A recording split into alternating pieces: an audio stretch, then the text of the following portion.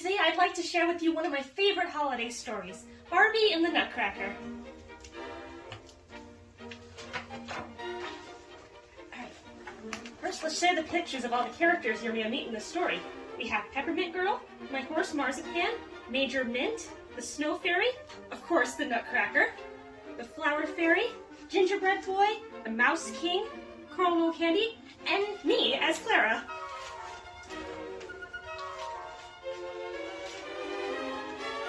One Christmas Eve, a long time ago, a girl named Clara received a special present from her favorite aunt, a fine wooden nutcracker.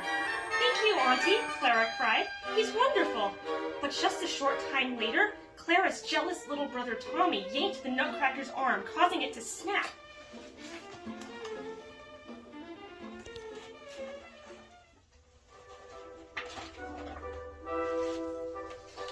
That night, Clara tiptoed downstairs and carefully bandaged the Nutcracker's arm. She soon drifted to sleep on the soft parlor sofa. As she dreamed, the clock began to strike midnight. Bong! Bong! Bong! Sparkling mist poured from a tiny knothole in the clock. Bong! Bong! Bong! An army of mice swarmed into the room.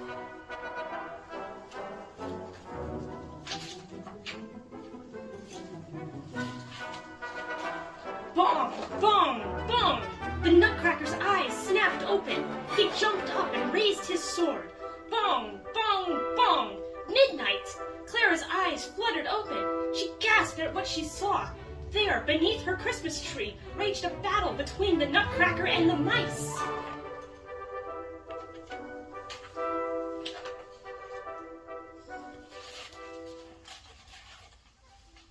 Clara tried to help, but the Mouse King cast a spell, and Clara began to shrink until she was as small as the Nutcracker.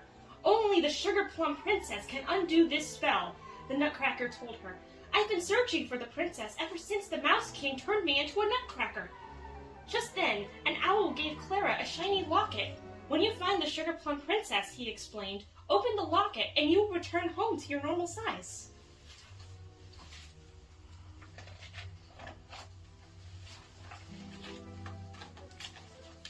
Together, Clara and the Nutcracker went in search of the Sugar Plum Princess. Through the knothole in the clock, and then down a sparkling tunnel that led to a magical land. Snowflakes glittered, but it wasn't even cold. Suddenly, they were surrounded by tiny dancing creatures. "Snow fairies," the Nutcracker said.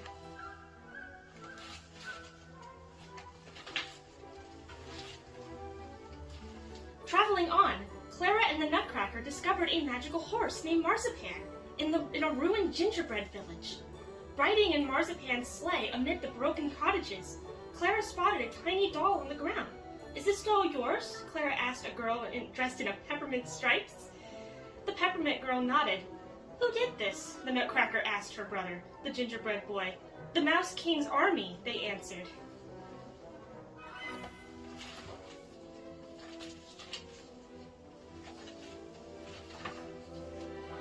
"And here they come!" yelled the children. Marzipan raced away for safety, leaving Clara and her friends to run from the evil mice. Suddenly, a ladder unfurled from a tree above. Racing up the ladder, they met their rescuers, Major Mint and Colonel Candy. "Let us help you find the Sugar Plum Princess," said Major Mint.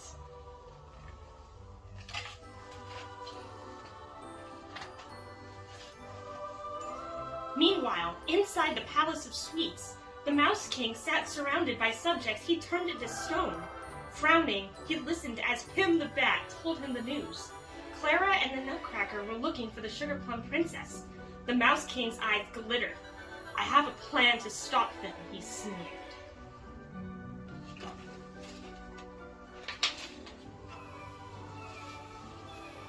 Back in the forest, Clara and the Nutcracker searched for food and water for their journey. When the Nutcracker uncovered an old well, dozens of flower fairies escaped. The fairies, who'd been trapped by the evil mice, danced to thank the Nutcracker for setting them free. Filled with delight, Clara joined the fairies' fun.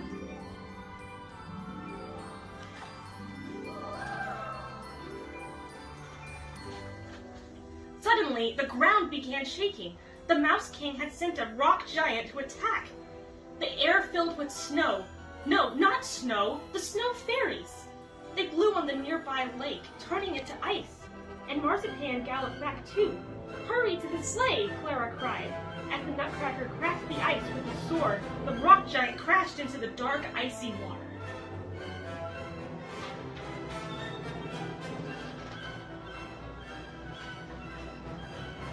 The group traveled on to a thick, dark fog.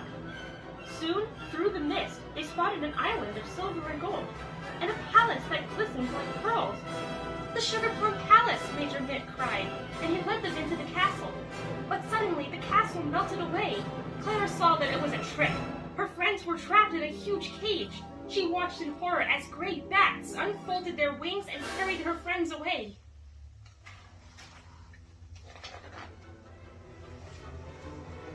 Clara came up with a plan. "It's up to me to save my friends," she said. She turned to the tiny flower fairies who had gathered around her. "Can you take me to the Palace of Sweets?" The crocus fairy chirped, and suddenly hundreds of flower fairies appeared. They braided vines into a swing and tucked in a cushion of soft green moss. "Hold on tightly," they told Clara. Then they whisked her off into the sky.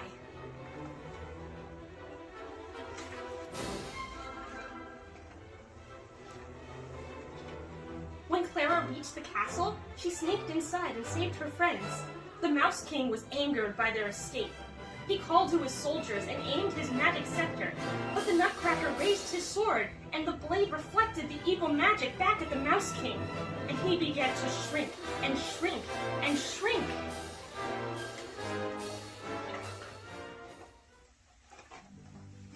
As Clara gently kissed the Nutcracker, a golden mist swirled around them, and the Nutcracker turned into Prince Eric. Clara's simple nightgown transformed into a satin gown, and a golden crown appeared upon her head. All around them, the stone statues turned back into people and fairies. "You are the Sugar Plum Princess," Prince Eric told an astonished Clara, "and you have broken the Mouse King's evil enchantments."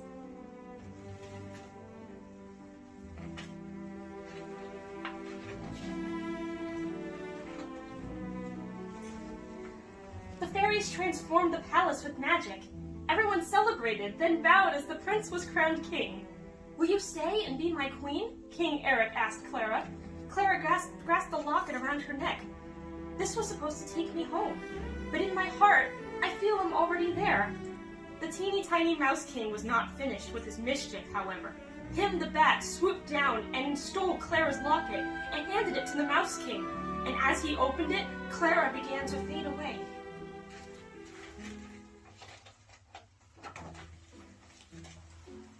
When Clara awoke, it was Christmas morning.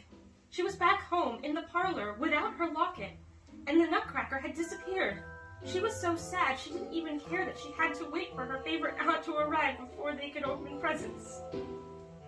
Later that evening, her aunt finally arrived, but with a friend. "I'd like you to meet Eric," she said with a smile. Clara gasped. "It's you, isn't it?" she whispered, and Eric smiled and slipped something into the palm of her hand, her missing locket. "May I have the next dance?" he asked, and as they danced, Clara felt as if they were the king and queen of their very own fairy tale castle. The end.